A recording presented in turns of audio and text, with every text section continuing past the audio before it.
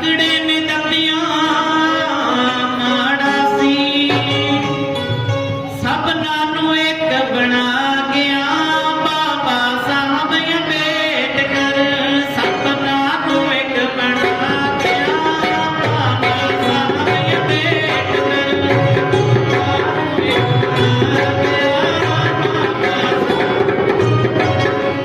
बन के मसीह आया गया बाबा साहब अम्बेडकर बन के मसीह आया गया बाबा साहब अम्बेडकर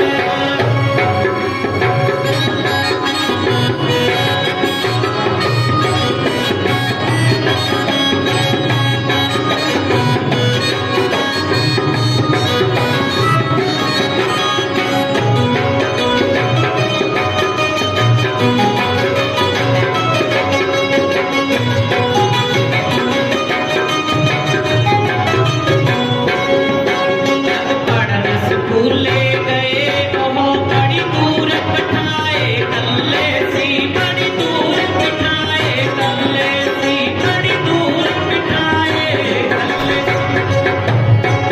इन धर्म के ठेकेदारां तो उन्हां बड़े तसीहे चले सी उन बड़े तसीहे चले सी उन बड़े तसीहे चले सी सानू तख्तां ते बिठा गया बाबा साहब अम्बेडकर बन के मसीह आया गया बाबा साहब अम्बेडकर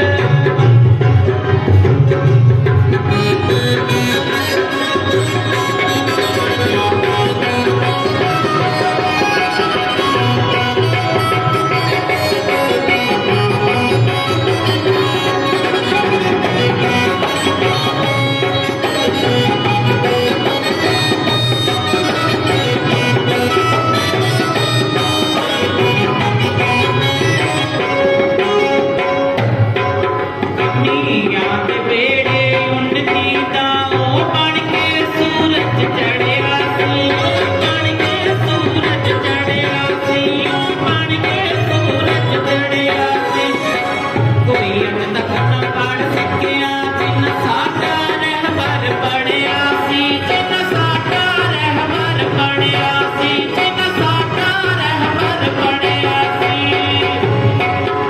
ਗਰੀਬਾਂ ਦਾ ਮਾਣ ਵਧਾ ਗਿਆ ਬਾਬਾ ਸਾਹਿਬ ਅम्बेडकर ਬਣ ਕੇ ਮਸੀਹ ਆਇਆ ਗਿਆ ਬਾਬਾ ਸਾਹਿਬ ਅम्बेडकर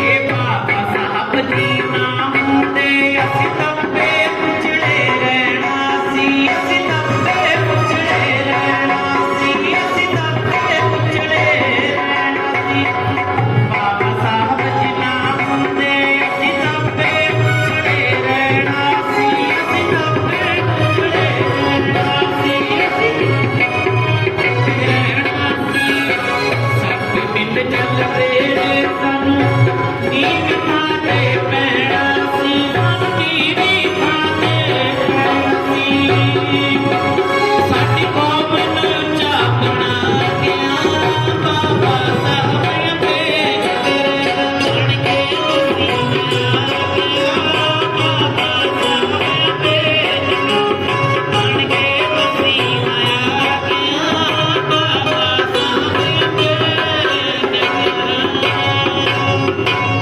ਸਾਧ ਸੰਗਤ ਜੀ ਜਦੋਂ ਬਾਬਾ ਸਾਹਿਬ ਦਾ ਸਕੂਲ ਵਿਖੇ ਐਡਮਿਸ਼ਨ ਹੋਇਆ ਨਾ ਸਕੂਲ ਵਿਖੇ ਸੰਗਤ ਜੀ ਪਹਿਲਾਂ ਤਾਂ ਸੌਖੀ ਜਿਹੀ ਗੱਲ ਉਹਨਾਂ ਦਾ ਐਡਮਿਸ਼ਨ ਨਹੀਂ ਹੋਇਆ ਜੀ ਬਾਬਾ ਸਾਹਿਬ ਜੀ ਮੁੰਡੇ ਤਗੜੇ ਜੇ ਸੀਗੇ ਸਾਧ ਸੰਗਤ ਜੀ ਦੇਖਣ ਨੂੰ ਲੱਗਦਾ ਬਈ ਕੋਈ ਹਾਂ ਬਈ ਵੱਡੀ ਉਹਦੇ ਵਾਲੇ ਨੇ ਬਈ ਵੱਡੀ ਕਿਸੇ ਜਾਤ ਵਾਲੇ ਨੇ ਸਾਧ ਸੰਗਤ ਜੀ ਪਰ ਜਦੋਂ ਜਾਤ ਦੀ ਗੱਲ ਸਕੂਲਾਂ ਵਾਲਿਆਂ ਨੇ ਐਡਮਿਸ਼ਨ ਦੀ ਤਾਂ ਕਹਿ ਦੇਣਾ ਵੀ ਐਡਮਿਸ਼ਨ ਦੇ ਦੇਾਂਗੇ ਪਰ ਜਦੋਂ ਜਾਤ ਦਾ ਕੁੱਲਮ ਆਇਆ ਸਾਧ ਸੰਗਤ ਜੀ ਜਦੋਂ ਬਾਬਾ ਸਾਹਿਬ ਨੇ ਕਿਹਾ ਕਿ ਮੈਂ ਇਸ ਜਾਤ ਤੋਂ ਆ, ਇਸ ਬਰਾਦਰੀ ਤੋਂ ਆ, ਸੰਗਤ ਜੀ ਫਿਰ ਐਡਮਿਸ਼ਨ ਕਿਧਰੇ ਵੀ ਨਹੀਂ ਮਿਲ ਰਿਹਾ। ਫਿਰ ਸੰਗਤ ਜੀ ਬਾਬਾ ਸਾਹਿਬ ਦੇ ਪਿਤਾ ਜੀ ਆਰਮੀ ਵਿੱਚ ਸੂਬੇਦਾਰ ਸੀਗੇ, ਉਹਨਾਂ ਦੇ ਕਿਸੇ ਦੋਸਤ ਦੇ ਕਹਿਣ ਤੇ ਬਾਬਾ ਸਾਹਿਬ ਨੂੰ ਐਡਮਿਸ਼ਨ ਮਿਲਿਆ ਜੀ ਸਕੂਲ ਵਿਖੇ। ਸਕੂਲ ਵਿੱਚ ਐਡਮਿਸ਼ਨ ਮਿਲਿਆ ਸਾਧ ਸੰਗਤ ਜੀ। ਫਿਰ ਬਾਬਾ ਸਾਹਿਬ ਜੀ ਸਕੂਲੇ ਪੜਨ ਗਏ ਨੇ। ਆਪਾਂ ਤਾਂ ਇਕੱਲੇ ਵਧਾਈ ਦਿੰਦੇ ਆ ਸਾਧ ਸੰਗਤ ਜੀ, ਅੱਜ ਵਿਦਿਆਰਥੀ ਦਿਵਸ ਹੈ ਬਈ ਬਾਬਾ ਸਾਹਿਬ ਦੀ ਅੱਜ ਤੋਂ ਸ਼ੁਰੂਆਤ ਹੋਈ ਹੈ, ਕੱਲੀਆਂ ਵਧਾਈਆਂ ਦਈਆ ਸੰਗਤ ਜੀ ਆਪਾਂ ਨੇ ਤਾਂ, ਪਰ ਉਹ ਸੰਗਤ ਜੀ ਉਹ ਤਸੀਹੇ ਨਹੀਂ ਸਹਿਣ ਕੀਤੇ, ਤਸੀਹੇ ਮਹਿਸੂਸ ਨਹੀਂ ਕੀਤੇ ਜਿਹੜੇ ਬਾਬਾ ਸਾਹਿਬ ਨੇ ਮਹਿਸੂਸ ਕੀਤੇ। ਬਾਬਾ ਸਾਹਿਬ ਜੀ ਗਏ ਨੇ ਸਕੂਲ ਵਿੱਚ ਪੜਨ ਵਾਸਤੇ ਸੰਗਤ ਜੀ। ਬੱਚੇ ਕਲਾਸ ਦੇ ਅੰਦਰ ਬੈਠੇ ਨੇ ਤੇ ਚੱਪਲ ਜੋੜੇ ਬਾਹਰ ਲਾਏ ਹੋਏ ਨੇ ਸੰਗਤ ਜੀ, ਪਰ ਬਾਬਾ ਸਾਹਿਬ ਨੂੰ ਤਾਂ ਚੱਪਲ ਜੋੜਿਆਂ ਵਿੱਚ ਬਿਠਾਇਆ ਗਿਆ।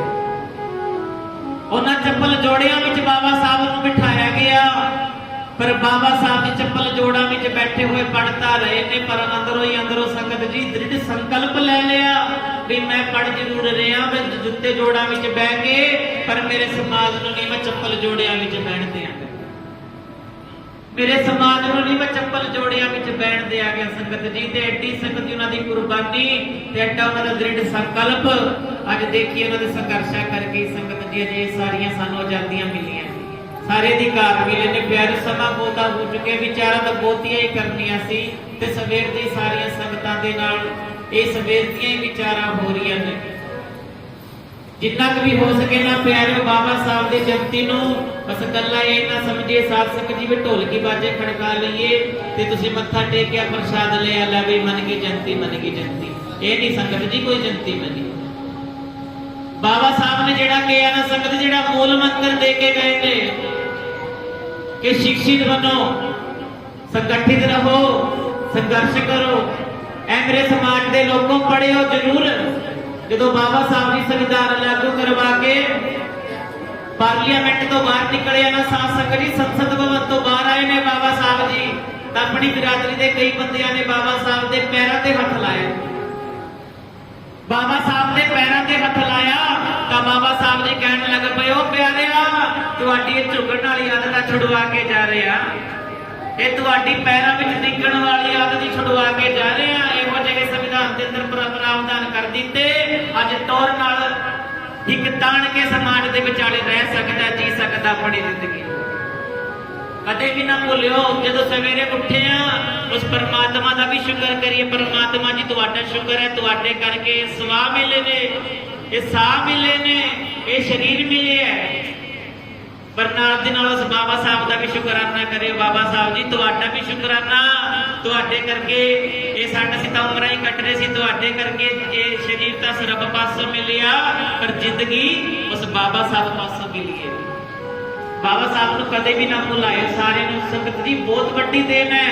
ਜਦੋਂ ਸੰਵਿਧਾਨ ਨਹੀਂ ਲਿਖਿਆ ਗਿਆ ਸੀ, ਇਹ ਮਾਤਾ ਨਾ ਭੈਣਾਂ ਬੈਠੀਆਂ ਸੰਗਤ ਜੀ, ਅੱਜ ਤਾਂ ਹਰ ਇੱਕ ਨੂੰ ਕਿੰਡੀਆਂ ਮੌਜਾਂ ਨੇ, ਪਰ ਕਿਸੇ ਟਾਈਮ 'ਚ ਜਿਹੜਾ ਬ੍ਰਾਹਮਣਵਾਦ ਸੀ, ਮਨੁਵਾਦ ਸੀ, ਇਸ ਔਰਤ ਜਾਤ ਨੂੰ ਪੈਰ ਦੀ ਜੁੱਤੀ ਕਹਿ ਕੇ ਬੁਲਾਇਆ ਬਈ ਇਹ ਔਰਤ ਜਾਤ ਪੈਰ ਦੀ ਜੁੱਤੀ ਹੈ। ਸਾਧ ਸੰਗਤ ਜੀ ਇਸ ਔਰਤ ਜਾਤ ਨੂੰ ਪੈਰ ਦੀ ਜੁੱਤੀ ਤੋਂ ਸੰਗਤ ਜੀ ਸਿਰ ਦਾ ਤਾਜ ਬਣਾਇਆ ਤਾਂ ਸਾਡੇ ਬਾਬਾ ਸਾਹਿਬ ਅੰਬੇਡਕਰ ਜੀ ਨੇ। ਗੱਜ ਕੇ ਆਖੋ ਜੈ ਗੁਰੂਦੇਵ। ਸੰਗਤ ਜੀ ਪੈਰ ਦੀ ਜੁੱਤੀ ਕਹੀ ਜਾਣ ਵਾਲੀ ਇਸ ਔਰਤ ਨੂੰ ਸੰਗਤ ਜੀ ਸੋ ਸਿਰ ਦਾ ਤਾਜ ਬਣਾਇਆ, ਸਾਰੀਆਂ ਸਹੂਲਤਾਂ ਦਿੱਤੀਆਂ, ਸਾਰੇ ਅਧਿਕਾਰ ਦਿੱਤੇ ਬੰਦੇ ਦੇ ਬਰਾਬਰ। ਉਸ ਬਾਬਾ ਸਾਹਿਬ ਨੇ ਸੰਗਤ ਜੀ ਤੁਹਾਨੂੰ ਮਾਤਾਵਾਂ ਭੈਣ ਤੁਹਾਨੂੰ ਕੋਈ ਰੋਕਦਾ ਹੈ? ਅੱਜ ਬੰਦੇ ਦੇ ਬਰਾਬਰ ਮੋਢੇ ਦੇ ਨਾਲ ਮੋਢਾ ਲਾ ਕੇ ਤੁਸੀਂ ਤੁਰੀ ਪਈ ਹੋ, ਕਿਹਦੇ ਕਰਕੇ? ਉਸ ਬਾਬਾ ਸਾਹਿਬ ਜੀ ਕਰਕੇ ਸੰਗਤ ਜੀ। ਸਾਡੇ ਵਾਸਤੇ ਹੋਰ ਬਾਬਾ ਸਾਹਿਬ ਤੋਂ ਇਲਾਵਾ ਹੋਰ ਕੋਈ ਵੀ ਨਹੀਂ ਆਇਆ ਜੀ। ਮੰਨੀਏ ਤੁਹਾਡਾ ਜੀ ਕਰਦਾ ਜਿਹਨੂੰ ਮੰਨੀਏ, ਪਰ ਜਿਹਦੇ ਵਾਸਤੇ ਜਿਹਨੇ ਸਾਡੇ ਵਾਸਤੇ ਕੀਤਾ ਨਾ ਸੰਗਤ ਜੀ, ਤਾਂ ਇੱਕ ਬਾਬਾ ਸਾਹਿਬ ਨੇ ਕੀਤਾ ਜੀ। ਕ੍ਰਾਂਤੀ ਦੀ ਸ਼ੁਰੂਆਤ ਹੋਈ ਹੈ ਗੁਰੂ ਰਵਿਦਾਸ ਮਹਾਰਾਜ ਤੋਂ, ਤੇ ਉਸ ਕ੍ਰਾਂਤੀ ਨੂੰ ਅੰਜਾਮ ਤੱਕ ਕਿਹਨੇ ਪਹੁੰਚਾਇਆ ਹੈ? ਉਸ ਬਾਬਾ ਸਾਹਿਬ ਜੀ ਨੇ।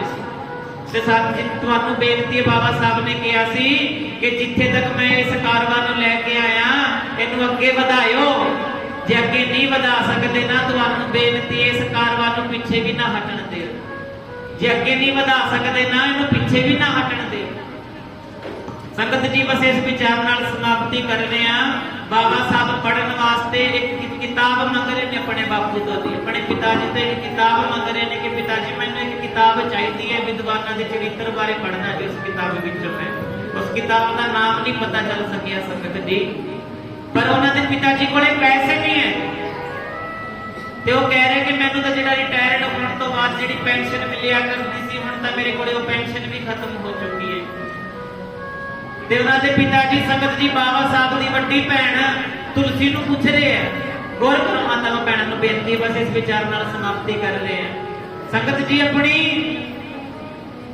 बेटी नूं संगत जी बाबा साहब की भैन नूं उन्होंने पिता जी बाबा साहब के पिता जी अपनी बेटी तुलसी नूं कह रहे हैं कि तुलसी भीम राव नूं किताब लैके देनी है, तेरे कोले कुछ है पैसे, तेरे कोले कुछ है पैसे, जो मैनू पेंशन मिलेगी मैं तेरे पैसे मोड़ देंगा। अपनी बच्ची तो संगत जी पैसों वास्ते कह रहे हैं भाई भीम राव नूं किताब लैके देनी है।